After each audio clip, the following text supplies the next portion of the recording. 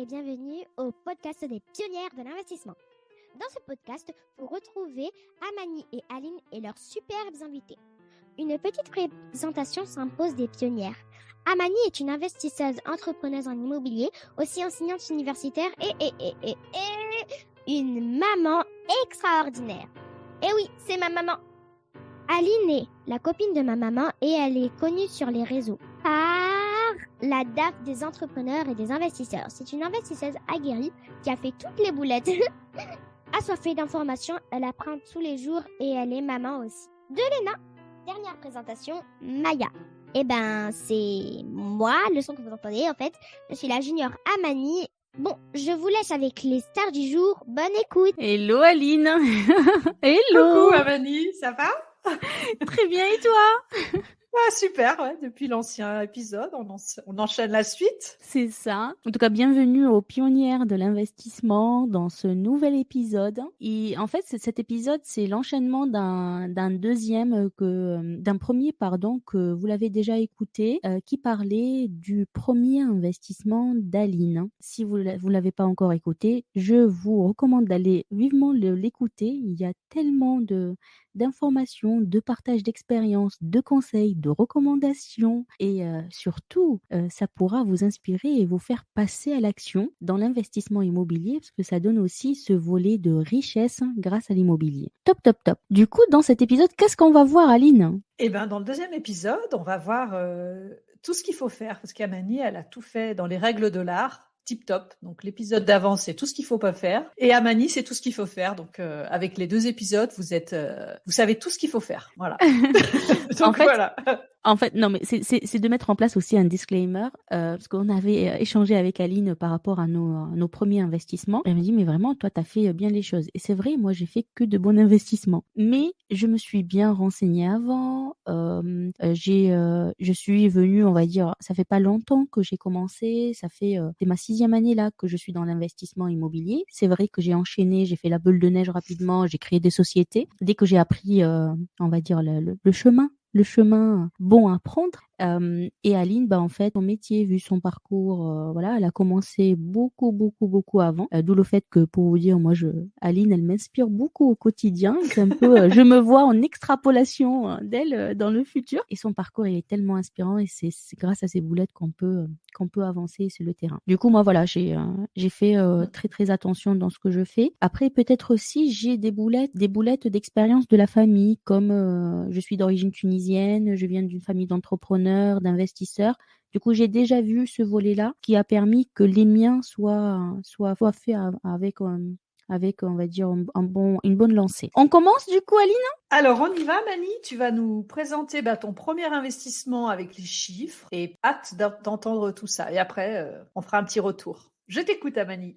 Du coup, on va faire comme on avait fait dans le podcast du premier investissement avec Aline. Aline, elle va se mettre dans la peau de vous, les auditeurs. Et elle me posera des questions. Et si jamais vous voyez qu'il y a des questions que ça n'a pas été posé, posez-les sous les vidéos YouTube ou bien envoyez-nous des messages ou bien dans les commentaires. Comme ça, on pourra vous répondre soit dans un prochain épisode ou bien aussi en réponse directement à votre commentaire. Du coup, voilà, n'hésitez surtout pas à poser les questions qui vous viennent à l'esprit. Et toutes les questions sont les bienvenues. Il n'y a pas de questions, comme je dis à mes étudiants, toutes les questions sont là. Et à partir du moment où elles sont là, c'est qu'il y a encore des choses à dire. Bon, let's go. Alors, mon premier bien, en fait, moi, j'avais les croyances que quand j'ai commencé, qu'il me faut un bien à 5 minutes de chez moi en voiture. Comme ça, s'il y a un dégât des eaux, s'il y a quoi que ce soit, je peux me déplacer. Moi, je suis le plombier, tu vois. Du coup, voilà, j'avais cette croyance en moi par rapport à... Il faut que ce soit à côté de moi. Je vous rassure, j'ai travaillé dessus. Juste celui d'après, il était déjà à 150 km. Mais bon, j'avais besoin pour avancer avec des pas serein que le bien il est pas loin de chez moi, sachant de toute façon, tu sais, quand les pompiers t'appellent, il faut quand même que tu viennes. C'est ça. Que tu sois à 5 minutes, à 5 minutes ou à 45 minutes, tu viens. Tout à fait. Voilà, après tu sais, quand les pompiers ils viennent, même si tu es à 150, je pense, soit tu as l'écosystème sur place pour aller sur place, sinon tu prends la voiture et tu vas voir toutes les contraventions de radar sur la route. Mais je t'assure que quand tu as le pompier qui t'appelle, là, tu te dis, tu as un gros coup de flip. Hein. La nuit, j'ai pas bien dormi. Hein. Je me suis dit, mince, qu'est-ce qui te reste ? Je me suis dit, il n'y a plus d'appart, il n'y a plus rien, tout est détruit. Enfin, tu te dis, mince, le prêt. Ah ouais, tu te prends un coup de flip. Hein. Mais bon, c'est une expérience. On pourra faire, je pense, un podcast, Aline, les dégâts des eaux, les boulettes ou bien les choses qui nous ont vraiment marqué. Hein. Parce que moi, je me rappelle un bien qui vient d'être fini, mais nickel, rénové totalement. 3 dégâts des eaux de suite. Enfin, l'un après l'autre. La loi des séries, après, c'est terminé. C'est voilà. Ouais, c'est sûr. C'est ça. D'où le fait aujourd'hui, quand il y a une série noire comme ça, je me dis, mais ça va passer. C'est fait. Du coup, voilà, j'avais cette croyance que je veux bien que le bien soit pas loin de chez moi. J'avais ce freinage. Quand j'avais commencé, je me suis dit, moi, je veux bien un bien. J'habite en région toulousaine, hein, pour vous dire qu'il y a quand même la rentabilité chez nous et on peut trouver de très bonnes opérations. Juste pour les personnes qui sont dans des régions où on va dire, c'est les prix que je vais donner, ils les voient pas du tout dans les annonces sur place. Voilà, pour vous rassurer par rapport à ce point-là. Du coup, voilà, je me suis dit, on se focalise sur une opération à hauteur de 100 000 €. Je suis enseignante universitaire, mon mari ingénieur en aéronautique. Même si ça se loue pas, c'est pas grave, on peut assurer le prix. C'est toutes les excuses que je me donne pour quand même que je passe à l'action, même si ça se loue pas. Du coup, on s'est fixé en tête que on a un budget de 100 000, une petite surface, un studio ou bien un T2, et voilà, go, on va faire les visites. J'ai fait le rayon par rapport au secteur où je veux aller, et je trouve du coup un bien qui est pas loin de chez moi. C'est une résidence qui arrive à la fin de défiscalisation, et cette résidence, en fait, il y a beaucoup de biens qui se vendent en même temps. Ce bien, il était affiché, je me rappelle plus, hein, il y a le 8 et le 7, soit 87 000, soit 78 000. Et en ce moment-là, en fait, je me suis dit, allez, je vais passer en visite, d'accord ? Du coup, j'ai juste fait une pause parce que Maya, elle était à côté de moi, mais c'est notre volet maman, et d'ailleurs, je voulais dire, elle savait pas que l'on enregistrait, elle faisait, voilà, tranquillement son truc. Mais c'est de ma faute parce que j'ai pas prévenu. Et Aline, du coup, elle était en train de tendre le linge. Juste pour vous dire, il y a un envers du décor par rapport à tout ça. On est des mamans, on est aussi des femmes et on a une maison. Voilà, c'est un peu ce volet. Je pense que tout le monde nous comprend et il est passé par là. Du coup, voilà, on n'est pas au stade que tout est fait pour nous. Non. Ou siroter un cocktail, voilà, au Caraïbes. Pendant que les loyers, voilà, comme dans les pubs Insta où ils sont les pieds en éventail et les loyers rentrent. Et il n'y a rien qui se passe. Hein. C'est ça.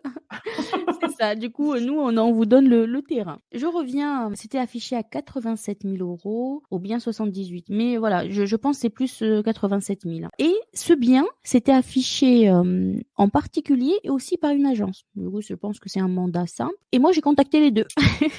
Quand on démarre, voilà. Et quand j'ai appelé le monsieur, en fait, j'ai pas encore... entre-temps, j'ai prévu un rendez-vous avec l'agent immobilier. Et entre-temps, la dame, elle m'a contacté. Elle me dit, mais moi, je viens ce week-end pour l'appartement. Si vous voulez, on peut faire une visite. Et directement, j'ai annulé avec l'agent immobilier. J'ai pas visité, j'ai pas signé un bon de visite. Comme ça, c'était une vente plutôt de particulier à particulier. Du coup, je me rends au rendez-vous de visite. La dame, elle vient de Bretagne. C'est la première fois qu'elle voit son appartement. Elle l'a acheté sur plan en défiscalisation. Je crois que c'était la loi des Normandies par rapport à la défisc. Et elle l'avait acheté à 126 000 €. Et elle me dit que, à part ce qu'elle a gagné en impôt sur les revenus, elle a perdu beaucoup au fur et à mesure. Pourquoi ? Parce que ça a été vide pendant quelques moments et quand c'est vide, le process ne marche pas. Tu défiscalises pas. Deuxième chose, et tu as quand même une mensualité de prêt à payer, la totalité. Plus les charges de copro aussi. Plus la taxe foncière. Exactement, toutes les charges. Et en même temps, il était loué dans les 430 € charges comprises en location nue. Et la location nue, c'est pas du tout la location qui est favorisée quand on est dans l'investissement immobilier. À part si on maîtrise beaucoup de volets, travaux, voilà. Et du coup, voilà, la dame, elle a dit, moi, à part ça, j'ai beaucoup perdu avec cet appartement. Ils me l'ont vendu à Toulouse, or que c'est plutôt en région toulousaine. On est à peu près à 25 km de Toulouse. Et c'est normal. D'ailleurs, j'ouvre la parenthèse, quand on vous vend des programmes de défiscalisation, il y a beaucoup de programmes qui sont biens, de l'ordre de 5%, mais les autres, vous allez voir qu'ils vont vous proposer des biens qui sont pas du tout dans votre région. Comme ça, en Bretagne, on vous dit Toulouse, en fait, vous connaissez pas forcément le secteur, vous prenez, voilà, pour vous, c'est Toulouse. Du coup, voilà. Et elle me dit, moi, j'ai un projet, je veux bien déménager aux États-Unis à côté de ma fille unique. Voilà, c'est un projet de famille derrière. Et je veux bien enlever cette épine je veux tourner la page de cet appartement. Du coup, moi, je me dis, bon, si vous voulez, on peut commencer la négociation maintenant. On était dans l'appartement, j'ai fait le tour.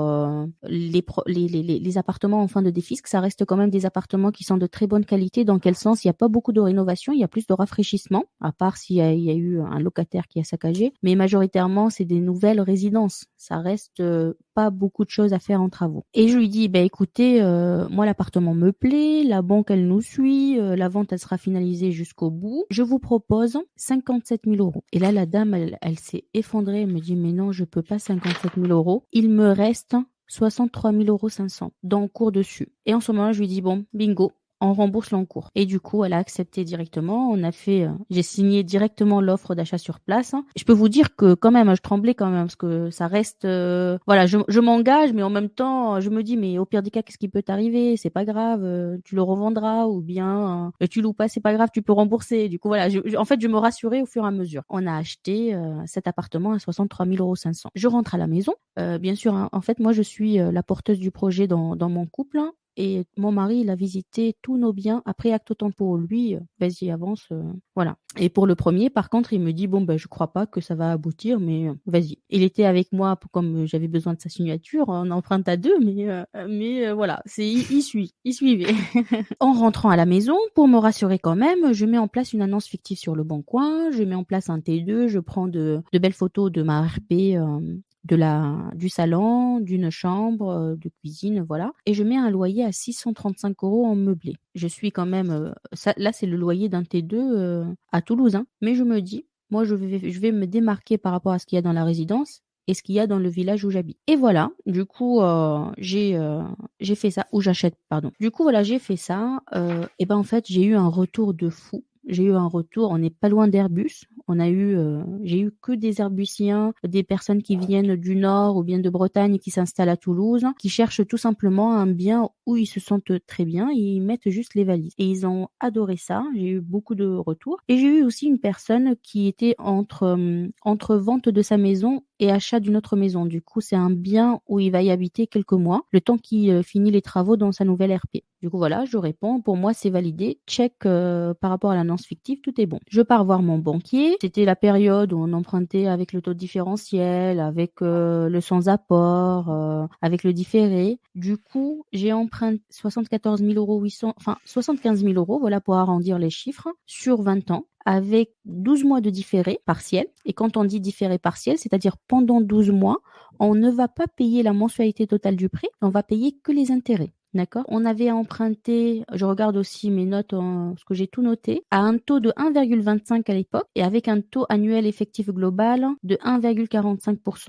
Le 1,45%, c'est avec le taux avec assurance. Sachant que pour l'assurance, nous, on investit comme bon père de famille, bonne mère de famille. On assure chaque tête 100%. Par rapport au décès et PTAI, c'est la perte totale et réversible d'autonomie. C'est-à-dire, si nous arrive quoi que ce soit, moi ou Ayman, l'encours du prêt, il sera remboursé. Tout l'encours du prêt, il sera remboursé. Si on était assuré à 50%, si moi, il m'arrive quelque chose, en fait, ça sera remboursé à 50% par rapport au capital restant dû. Il nous reste 50 000, ça va être remboursement de 25 000. Si on est assuré à 100%, ça va être plutôt remboursé à 100%. J'ouvre la parenthèse par rapport à ça, parce qu'on avait discuté avec Aline en off. Beaucoup de personnes, quand on est dans le locatif, comme il y a un retour de loyer à côté, en fait, il assure plutôt à 50% chaque tête. Chacun comment il voit les choses. Nous, on a voulu faire valoir la carte sécurité plus, mais c'est bien aussi de mettre 50%, comme il y a un loyer en face. Peut-être Aline, elle a un retour là-dessus. Ouais, moi j'ai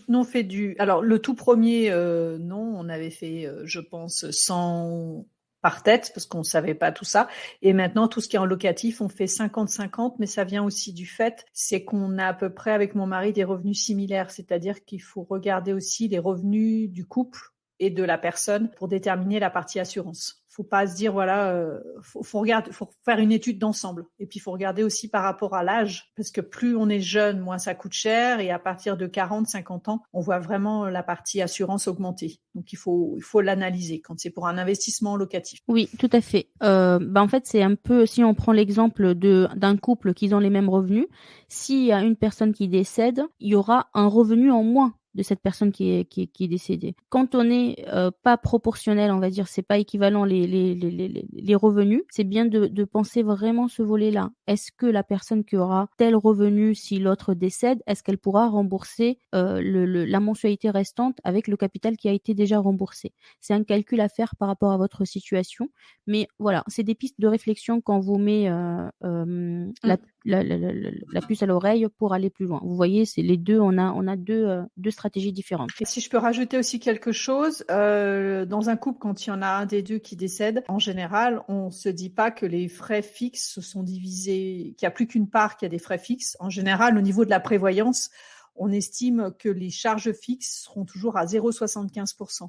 C'est-à-dire qu'en gros, le logement sera toujours le même, l'énergie, tu vas toujours consommer la même chose, donc il faut être assez prudent là-dessus. Voilà, petit aparté sur la partie prévoyance. Tout à fait. En fait, c'est un peu aussi notre casquette, comme on est des mamans entrepreneurs, on a ce volet prévoyance et parmi notre pourquoi, c'est transmettre à nos enfants. D'où le fait qu'on veut vraiment vous partager ce levier, de prendre en considération. Et je peux vous dire qu'on se croit à l'abri de tout ça. Par contre, on n'a pas de boule de cristal, on ne sait pas ce qui peut nous arriver dans la vie. On revient à l'investissement.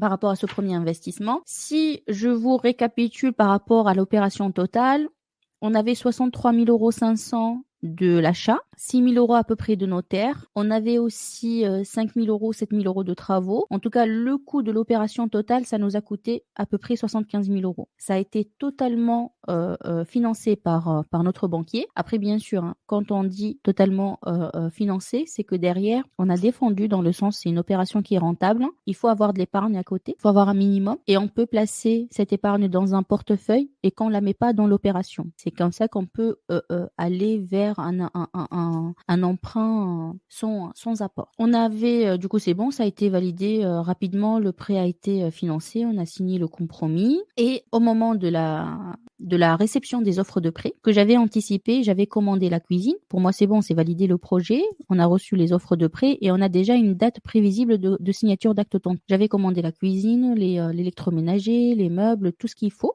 Et en 15 jours, on a optimisé les travaux et ça a été totalement fait par mon mari. J'ai un mari qui est manuel.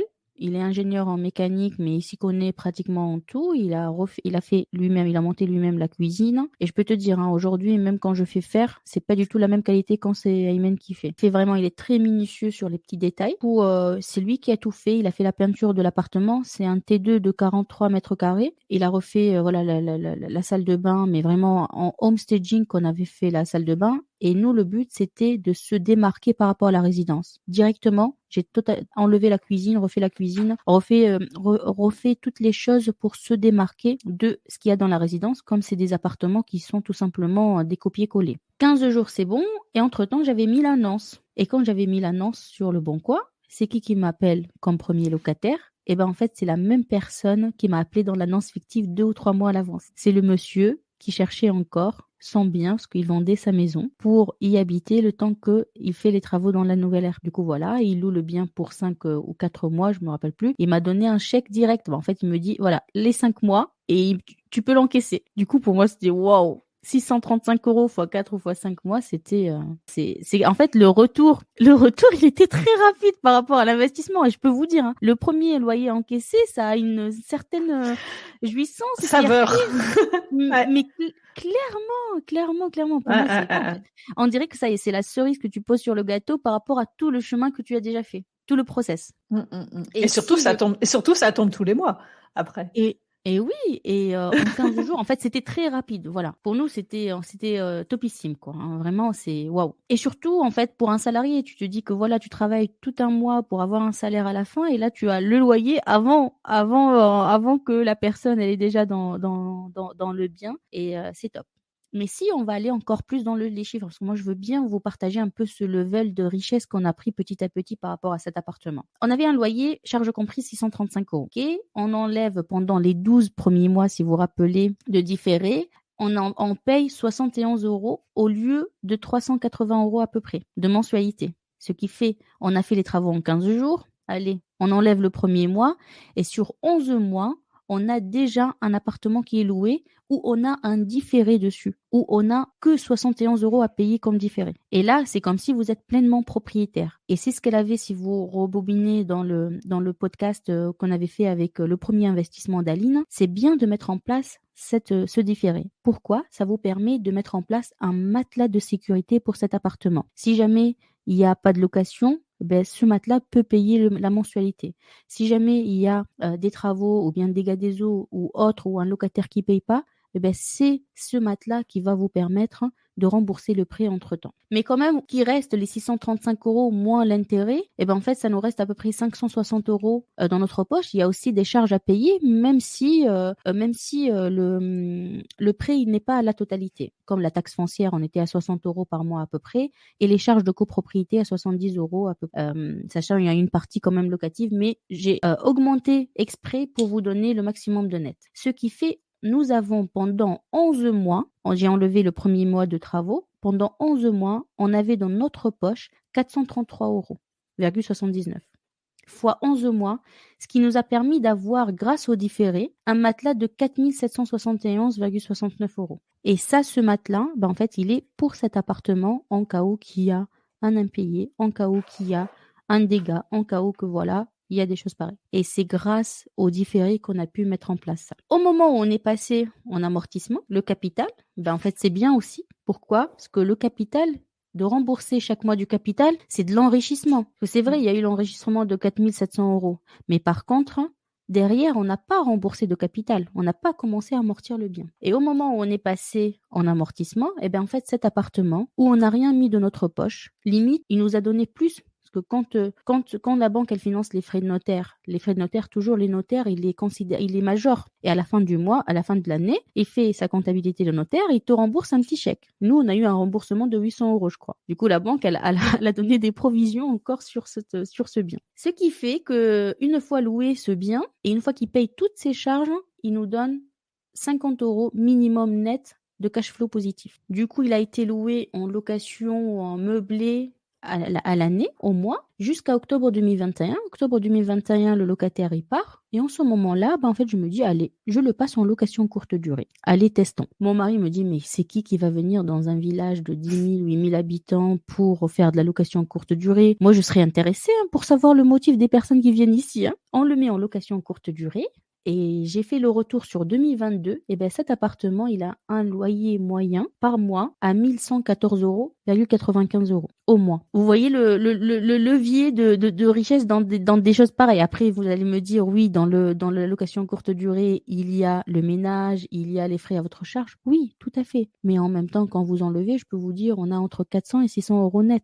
Du coup, voilà, c'est un peu l'exploitation que j'ai mis. Et petit à petit, en fait, moi, j'ai bien aimé un peu vous parler comment j'ai réfléchi petit à petit. L'appartement qui est pas très loin de chez moi, c'est une croyance. Et après, j'aurais pu le mettre en location courte durée directement, mais j'avais la peur. Est-ce que je vais avoir quand même un chiffre d'affaires ? Est-ce que je vais avoir des réservations ? Est-ce que je vais assurer le ménage ? Est-ce que Du coup, j'ai préféré tout simplement le cercle de confort qui est juste la location au mois et je m'embête pas. C'est que au moment que j'ai validé petit à petit, j'ai travaillé sur mes croyances, que j'avance et grâce aux petits pas que j'avance, en fait, je prends confiance en moi et l'estime en moi, il augmente. Le volet théorique, c'est une chose. Après, le terrain, c'est toute une autre chose. Le fait que j'ai validé petit à petit et à chaque fois que j'avance, je me dis, mais finalement, il y a le loyer, waouh, top. Mais finalement, tout ce que j'ai vu, c'est top. Mais le LMNP, ça marche. Mais finalement, je paye pas d'impôts. Mais finalement, en fait, c'est que j'avais besoin de cette validation à chaque fois pratique terrain pour prendre encore plus confiance en moi pour aller plus loin. La location courte durée, c'est une stratégie à haut rendement qui nous permet d'aller plus loin et surtout d'encore valoriser le bien. Pourquoi je dis ça ? Parce que je suis en train d'arbitrer un autre bien. On aura l'occasion d'en parler. Et en fait, le fait d'avoir un bien qui est en location courte durée, un conseil, vous pouvez lui mettre en place un compte dédié pour lui sur les plateformes. Un bien en location courte durée, il s'entretient tout le temps. L'électroménager ne s'use pas. Ils sont pas là pour utiliser l'électroménager, les plaques, le four, tout ça tout le temps. Le prestataire de service, dès qu'il y a quelque chose de cassé ou bien de sali, en fait, il la nettoie et il vous prévient par rapport à ça. En fait, l'entretien, c'est-à-dire un appartement qui ne se dégrade pas dans le temps. Premier point. Deuxième point, c'est un appartement qui est loué en location avec du haut rendement. Vous avez les chiffres.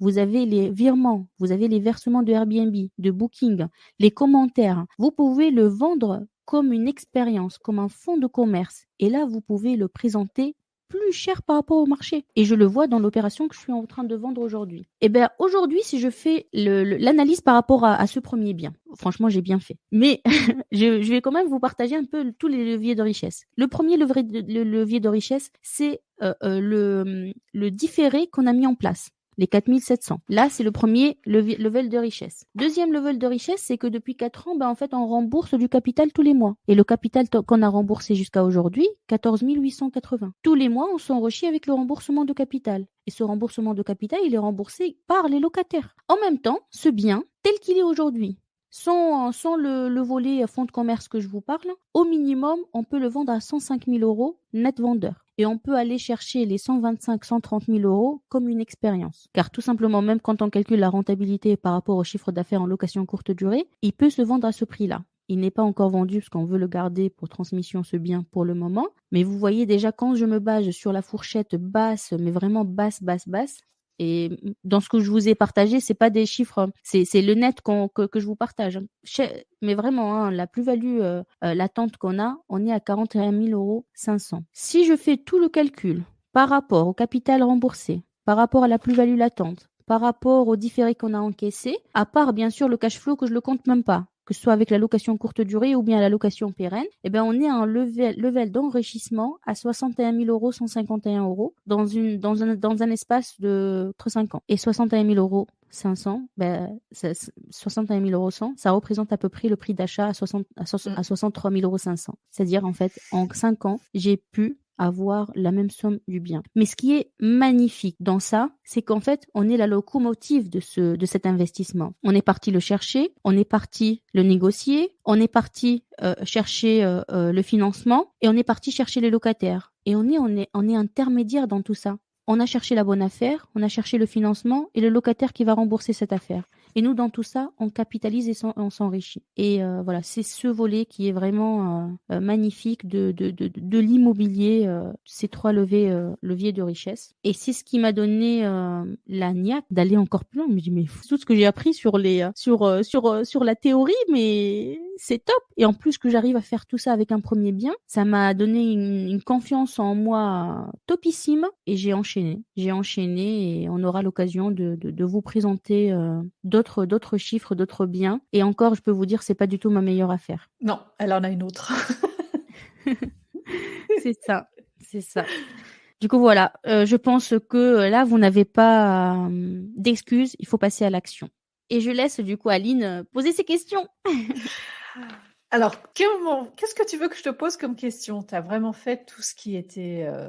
tu as fait tout ce qu'il fallait bien faire. Mais j'ai quand même quelques petites questions. Comment tu t'es aidé pour enlever tes freinages, tes barrières? Parce qu'en fin de compte, c'est ça qui nous empêche de passer à l'action. Alors, Comment tu les as travaillés? Oui. Il faut savoir, Aline, moi, depuis 2009, je suis dans le parcours de dev perso. Depuis 2009, j'ai un événement électrochoc dans ma vie. C'est mon mariage, mon mari, qui a fait que je suis devenue une autre femme qui est indépendante, qui a le privilège du choix, que aucune personne ne donnera son avis dans sa vie. Et bien sûr, quand tu commences le parcours de travail sur toi, tu passes par des hauts et des bas, tu passes par des périodes de doute, tu passes par des périodes où tu te dis waouh, mais c'est bon, j'ai atteint le summum. Finalement, tu passes par d'autres expériences, tu te dis mais finalement, il y a des choses à travailler encore. Et en fait, j'oscillais entre des états où je me sentais top, d'autres moins. Je me suis fait accompagner par des coachs de vie, par des sophrologues, par des hypnothérapeutes, de lire beaucoup, d'écouter beaucoup de podcasts et j'étais à l'écoute par rapport à ce qui sort. Puis 2011, je peux te dire que quand il y a quelque chose qui fait surface, je me dis bon, dis donc, bienvenue. je t'enterre plus, je vais travailler sur toi. Mais bien sûr, toujours les freinages sont là et ils nous accablent, hein. Par rapport à ce bien, à l'immobilier d'une manière générale, le premier bien, c'était peut-être Ayman, mais sans le vouloir. Pour lui, en fait, on n'a pas besoin de ça. On a une fille, on est 2 cadres, on a l'ARP, on voyage tout le temps. Qu'est-ce que tu veux? Qu'est-ce que tu veux de ça? C'est comme si tu vas te rajouter des soucis dans notre vie. Et petit à petit, il a compris, en fait, ce level de challenge que je voulais dans ma vie. Et il n'a pas du tout mis les bâtons dans les roues. Au contraire, il m'a toujours encouragé pour aller encore plus loin. Et ce premier bien, c'était pour moi primordial. Pourquoi? C'est ça qui a permis d'avoir la carte blanche de mon mari et d'avancer encore plus loin. Et le fait de le faire correctement dans les règles de l'art, je pense aussi c'est un alignement, mais beaucoup de travail de ma part. Et je me disais, au pire des cas, qu'est-ce qui peut nous arriver de pire? On a 100 000 euros qu'il faut rembourser, ben c'est pas grave, on peut le faire. Même si ça se loupe pas, même si on va avoir des dégâts des eaux tout le temps, même si. Ben en fait, c'est que c'est ce volet, je me dis toujours, qu'est-ce qui peut nous arriver de pire? Qu'est-ce qui peut nous arriver de pire? Et je me dis bon, ben c'est pas grave, on peut le rembourser, même si il restera sur notre dos, quoi, tout le temps, quoi. Et j'estimais que au prix qu'on a acheté, au pire des cas, même si on sort perdant, on pourra le vendre quand même. Du coup, c'est ça qui m'a permis de se dire allez, passe à l'action quand même. Mais je peux vous assurer, hein, dans chaque signature que je fais, j'avais des peurs et j'ai la main qui tremblait. Ouais, je partage ton point de vue. Moi, les premières veilles de signature, je dormais pas bien. Et puis après, t'en oublies le rendez-vous chez le notaire. Tu vois le rappel, tu dis mince, faut que je signe. Mais le premier bien, tu dors pas bien, t'as l'entourage qui te dit mais t'es fou, qu'est-ce que tu vas faire, le locataire qui va pas te payer, ton appartement il va être détruit. Ah, on en entend tout le temps. Et je te rejoins à 100% sur le fait que un bien qui est en courte durée LCD, il vieillit beaucoup mieux qu'un bien qui est moi je compare par rapport à la colocation, où en colocation, le bien, je le trouve, ça me demande plus de travaux. En général, sur tout ce que je fais sur mes biens, je mets une enveloppe, tu vois, de 3-4% que je mets de côté pour faire les travaux au quotidien. Et je me rends compte que sur la LCD, les biens vieillissent beaucoup mieux. Bon, ça arrive aussi, hein. T'as déjà eu un appartement retourné, toi? Alors, retourner, pas forcément. Tu vois, par exemple, je peux vous partager 2 expériences dans cet appartement. En combien de temps, là? Ça fait 1 an... Un an et demi à peu près en location courte durée. On a eu une fois une bataille des œufs. Et là, par contre, c'est faux en fait. Que tu sens l'œuf depuis le couloir, que tu rentres, t'as les œufs. En fait, une bataille des œufs dans tout l'appartement, même les plafonds. Hein. C'est pas top top. Et surtout, c'était des voyageurs fidèles. En fait, En plus, d'accord. Oui, mais c'est juste qu'ils ont bu. Ils ont fait la fête. En fait, ils ont plus la tête sur les épaules. Ok, d'accord. Et sur le coup, du coup, en fait, c'est que tu fais le ménage avec le prestataire, tu mets en place les choses, tu mets en place une société pour qu'elle fait le ménage à fond, tu reprends les peintures, tu reprends beaucoup de choses. Je te dis directement, quand tu le vis sur place, ça te fait... Mais bon, après... Tu mets en place les choses. On a mis en place tout avec Aircover de Airbnb. On était remboursé totalement. Et après, même Fadila, après, elle me faisait... elle me dit, mais vraiment, Aircover, c'est top. Limite, on va leur dire, venez, on vous offre les œufs. D'accord. Mais là, c'est pour rigoler. Hein, c'est pas... voilà, en fait, c'est juste de se dire derrière, ce qui est bien, c'est qu'on a déjà des appartements en plus pour pouvoir reloger les gens des prochaines réservations. Et on a mis en place rapidement les choses, on a fait le sinistre. C'est chronophage, ça te prend un petit moment de mettre en place tout ça, mais ça vaut le coup. Ça vaut le coup. C'est pas ça qui nous a arrêté de faire la location en courte durée dans cet appart. Et on avait une autre fois, mais des personnes qui ont fumé dedans, mais ils ont fumé, je sais pas quelle herbe, mais ça sentait hyper fort. C'est très très très puissant. Et là par contre pareil, on a fait marcher l'assurance et on avait payé les bombes à mettre dans les canalisations de VMC pour que ça tourne et ça fait aérer le bien. Et à part ça, en fait, on a eu que des jantes aux piscines qui sont bien dans l'appartement. Et du coup, voilà. Je pense même l'expérience de la bataille des œufs, ça a fait augmenter la valeur du bien. Dans quel sens? On a refait des petites touches de peinture, on a refait des choses et en plus, c'est assuré par l'assurance. Du coup, ça va. D'accord. Mais de toute façon, il faut toujours le prendre comme ça. Hein. C'est sûr que quand tu arrives dans l'appart. Et la question que je voulais te poser, Parce que bon, t'as jamais pensé à passer un partenariat avec Airbus, comme tu es proche d'eux, Alors si, pour qu'ils autres biens? T'avais un si, truc. si, j'avais appelé et d'ailleurs j'étais contactée aussi par la Poste. À un certain moment, elle voulait le louer en D'accord. location moyenne durée pour ses collaborateurs et une autre société aussi. Du coup, on était démarchés, mais comme on l'a passé en location courte durée, c'était encore mieux en location courte durée. D'ailleurs, ce Ouais. point par rapport aux sociétés, nous on a en Tunisie des biens, ça peut intéresser des firmes internationales qui ont beaucoup de collaborateurs qui viennent tout le temps. Ça leur intéresse de louer un appartement, ils te louent à ton chiffre d'affaires du mois de location courte durée et ils ont l'appartement à leur disposition pour leurs collaborateurs et ça leur coûte beaucoup moins cher qu'un hôtel. Ça, c'est bien comme astuce.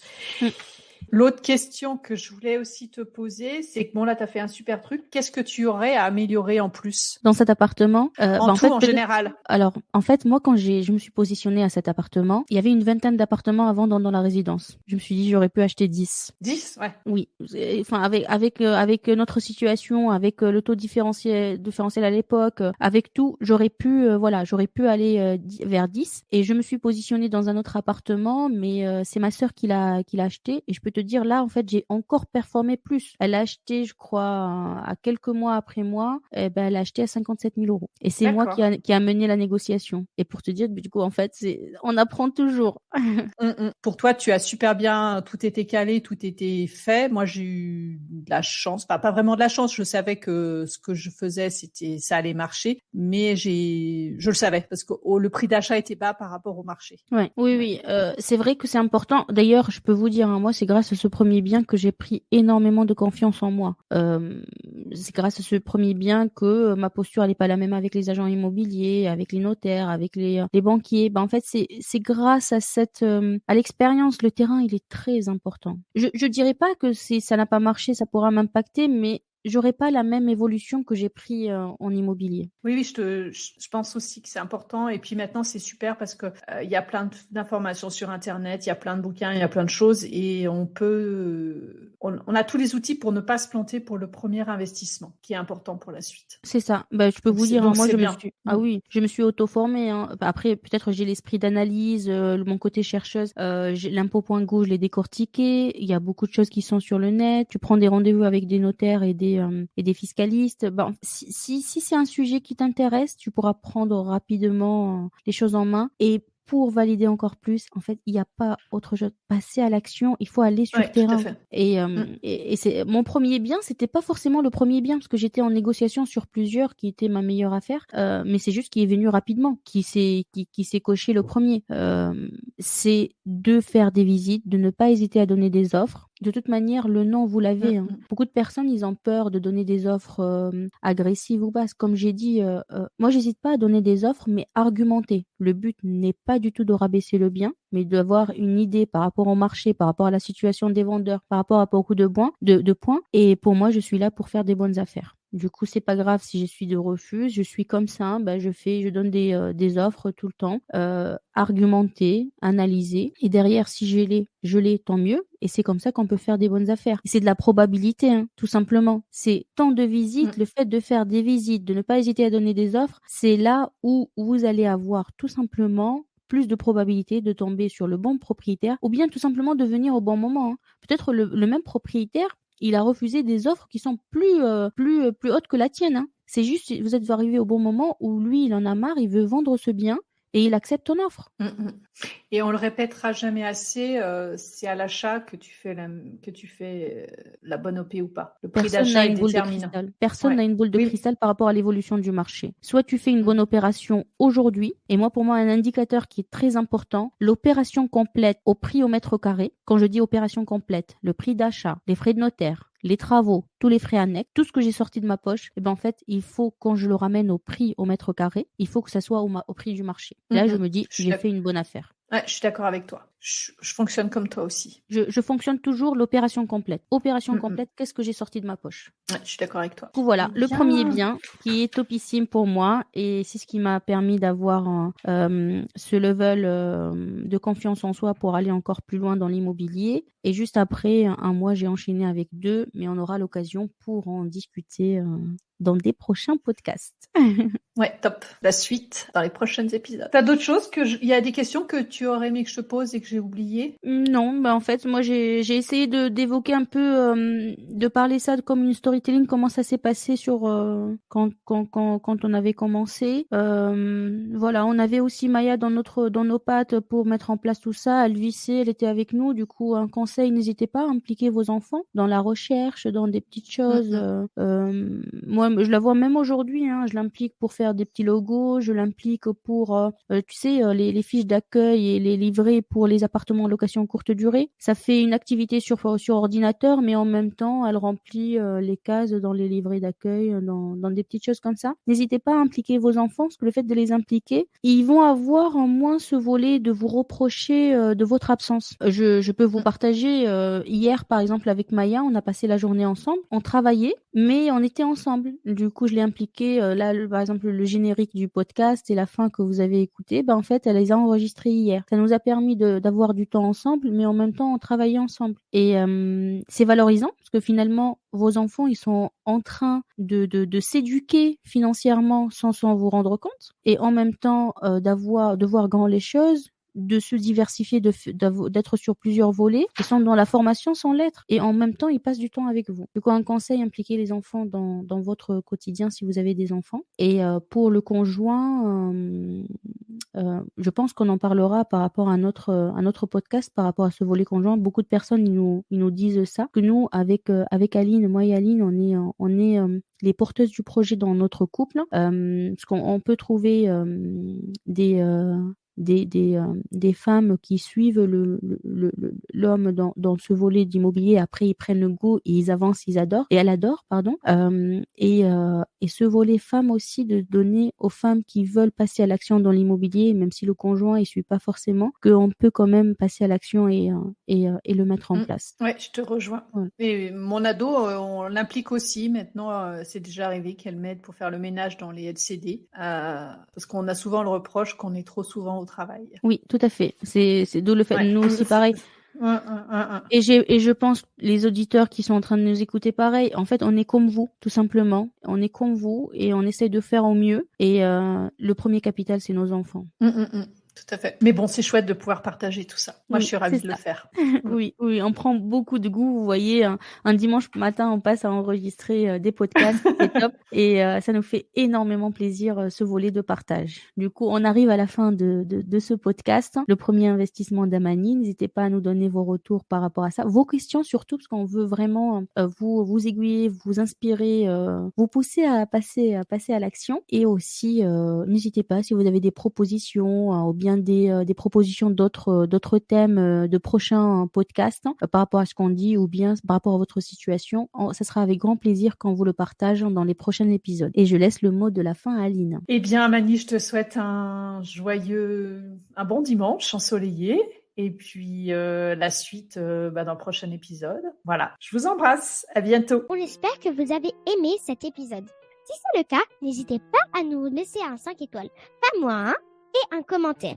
Aussi de voir les offres du moment de Amani et Aline dans la description de ce podcast. Et oui, elles accompagnent des gens à passer à l'action. Et je peux vous dire qu'elles sont les meilleures. À bientôt au prochain épisode.